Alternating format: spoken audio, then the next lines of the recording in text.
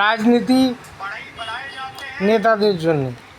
হ্যাঁ, নেতাদের কাকা এটা আমি এই করো, তুমি একটু রেডি করে দাও। हमारे गठबंधन का जो वोट था, जितना हमें लोकसभा में मिला, मिलकर वोट चोरी की।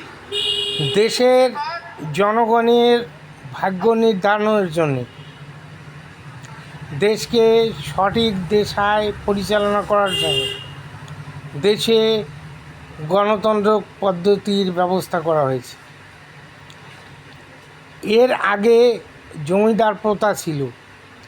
জমিদার প্রথা একটা নির্দিষ্ট সীমা পর্যন্ত স্বৈরাচারী ছিল না, কিন্তু তার পরবর্তী পর্যায়েই সেটা একটা স্বৈরাচারী পর্যায়ে পৌঁছে যায়। তাই তো দেশের জনগণ, দেশের শিক্ষিত সমাজ, দেশের সুশীল সমাজ চায় গণতান্ত্রিকভাবে দেশ পরিচালিত হোক। এবার আমরা যেটা দেখতে পাচ্ছি, কেবল আমি নয়, গোটা ভারতবর্ষের জন্য ভারতবাসী, পৃথিবীর প্রত্যেকটা দেশের জন্য প্রত্যেকটার জন্য দেশবাসী সেই একই পদ্ধতিই চলছে, সেটা হলো রাজতন্ত্র।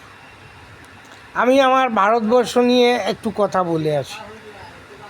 যেমন ধরুন, ভারতবর্ষের প্রথম প্রধানমন্ত্রী কে হয়েছিল আপনারা বলুন তো? তিনি ছিলেন জওহরলাল নেহরু। তার পরবর্তী পর্যায়ে কে হলো?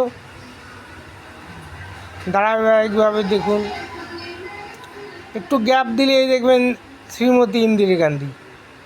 এরা কিন্তু পরম্পরা এবং পরস্পর ক্ষেত্রে সম্পর্কযুক্ত এবং জমিদার প্রথার অলিখিত কার্যবাহী।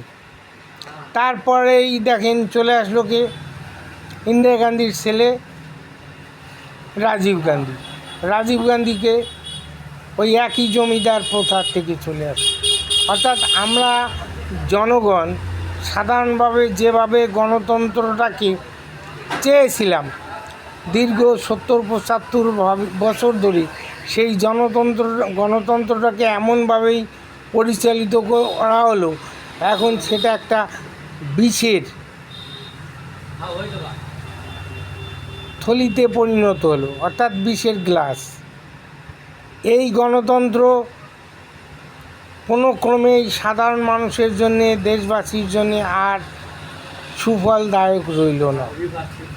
যে যার খানদানকে, যে যার বংশকে পরম্পরায় স্টাবলিশ করার চেষ্টা করে চলল।